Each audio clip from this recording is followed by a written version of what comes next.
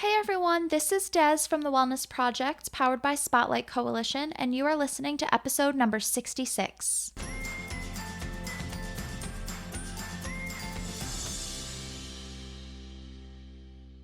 On today's episode, I want to discuss with you the upcoming holidays. We have many holidays coming up, and as much as the holidays are a magical, fun, amazing time with friends and family, the holidays can also be not so great. The holidays tend to provoke a lot of stress and anxiety and overwhelm.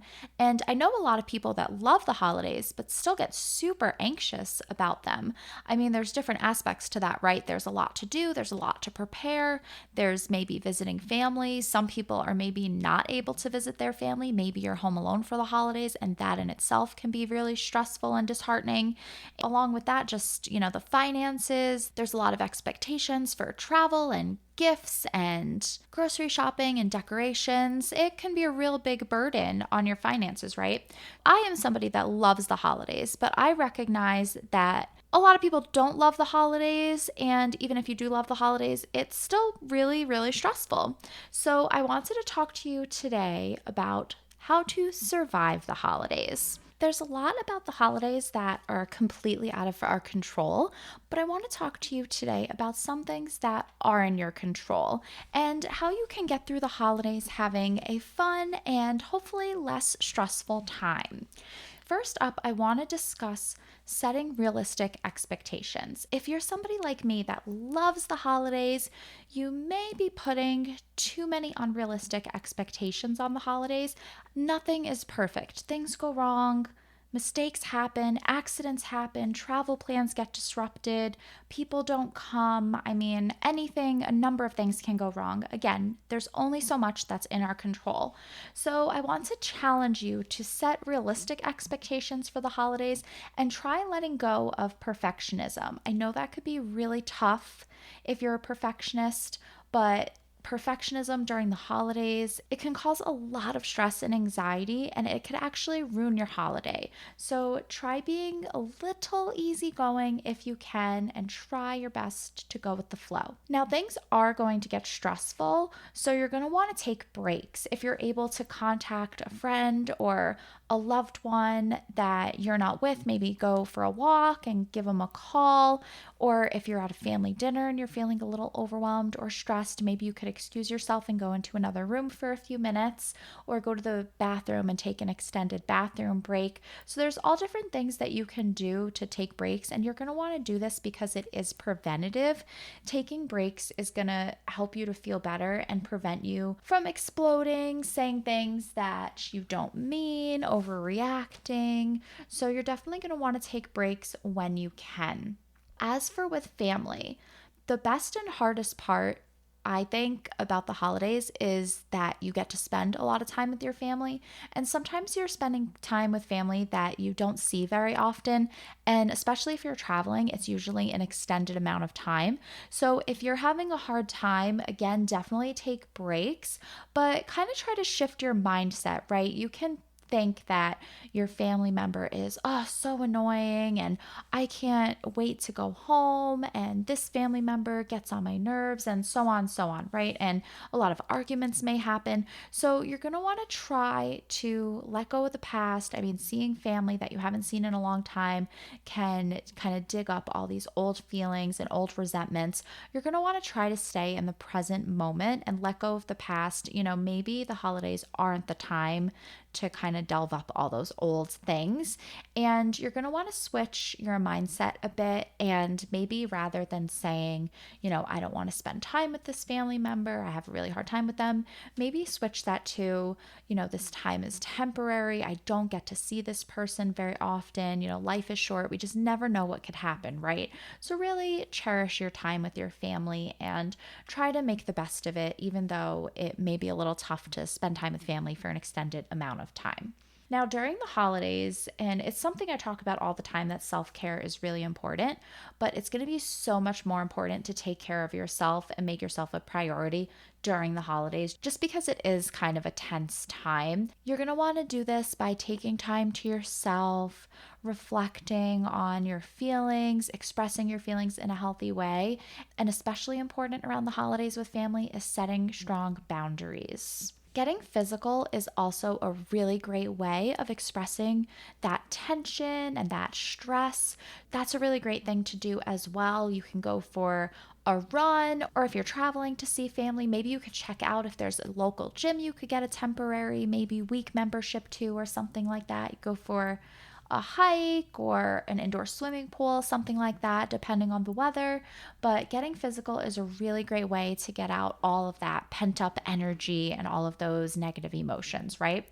So, as I said in the beginning, the holidays can put a lot of financial strain on you. So you're going to want to go into the holidays with a budget. And this is going to require maybe some uncomfortable conversations with your family members. For some reason, the holidays are so commercialized and the holidays have become a gift giving event. A lot of the holidays, right, are all about gift giving and buying and just completely commercial. And that just doesn't work for everybody's wallets. So if you're having a hard time with finances, talk to your loved ones, talk to your partner. Something Mark and I do personally is we don't always exchange gifts. We do once in a while, but we don't every year. I sometimes prefer just to go out to a nice event, like we'll go out to a nice dinner and kind of splurge on that. You know, we'll go to a fancier restaurant that we might not normally go to, so it's kind of like special. One year for Valentine's Day, we didn't exchange gifts and we ended up just getting a couples massage together. So there's different things that you can do, right? If you're having a really big party with a lot of friends or a lot of family and it's a big event and you don't really feel comfortable buying a gift for every single person there, White Elephant is such a fun game. My family and I did it for years on Christmas Eve and it was one of my favorite things that we did. So much fun. So you all buy one gift and you set a limit, so it could be $25, it could be $100, whatever you guys are comfortable with, and you buy one gift and you wrap it, but it's not for one specific person, it's for anybody. It's kind of a general gift, and you wrap it and they all go on a table and you all get a number and you pick the number, and whoever's number is called, you go up and pick the gift. So you unwrap the gift in front of everybody and people decide if they want to steal your gift or not. So it's a gift stealing game and it's just so much fun. So you can get really creative with your gift giving. Maybe you don't want to give gifts at all. Maybe you want to do a special event. Maybe you want to do something like, if you're really crafty and artsy, that's not me, but if it is you, then you could do handmade gifts, which I think are always so, so meaningful. Last year, my boyfriend's mom, she made me these little like travel bags and she made them herself and I just loved them. And I think that's such a special gift because people are taking out their time and energy to creating something special for you that nobody else in the world has. I think there's something so special about that.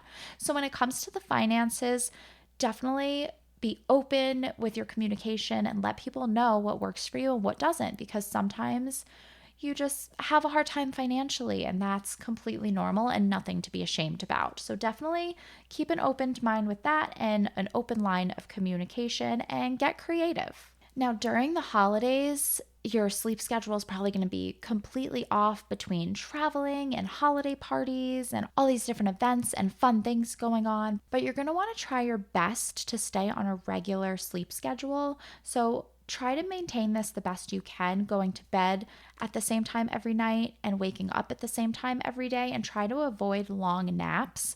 So that could be something that's really tough if you have a lot of things going on, a lot of events, and you're traveling and with time changes and things like that if you're going to different time zones.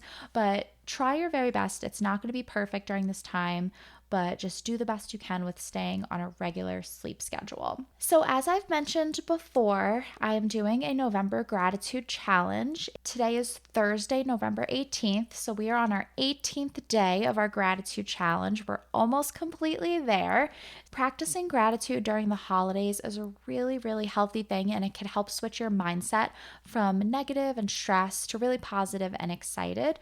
Starting a gratitude practice is a great thing normally. I always recommend that, but I think especially during the holidays because like I said, there's so many things going on. There's a lot of stress. You're busy, you're overwhelmed, your calendar is just completely full. You got to finish up everything at work before you take off any time or your job closes for the holidays. It could just put on a lot of pressure. So practicing gratitude is a really great way to focus on the positives of the day and the things that you're grateful for each day, despite everything chaotically going on in your life. So, those are just a few suggestions to help you survive this holiday season. If you are interested in diving deeper into this topic, I do have a Surviving the Holidays ebook. You can find it in my Etsy shop. That link will be in the show notes if you want to check that out. I go into the different topics that I've discussed here today, but on a deeper level, I give you some mindset shifts, positive affirmations, and a lot more suggestions as well that I didn't cover in this episode. So if you do want more suggestions, if you want to dive deeper, and if you feel like you are going to be struggling this season with the holidays, then I highly recommend you grab this ebook. Again, the link is in the bio. No matter what you're doing, no matter who you are with, no matter how you are spending your time, I hope you have a great 2 weeks. I will not have an episode airing next week because I will be traveling to visit family. So I'll be unavailable, but I will be on all of my social media. So make sure you follow me on Instagram and TikTok and join my Facebook group. I'm on those pretty much every day, and make sure you join my email list. The link is also in the show notes. I will be in your inbox 1 to 2 times a week with other valuable information and things to help you out during the holidays and this time. So that link is in the show notes if you want to join my mailing list. So thank you so much for tuning in today. And again, have a great 2 weeks, and I will talk to you soon.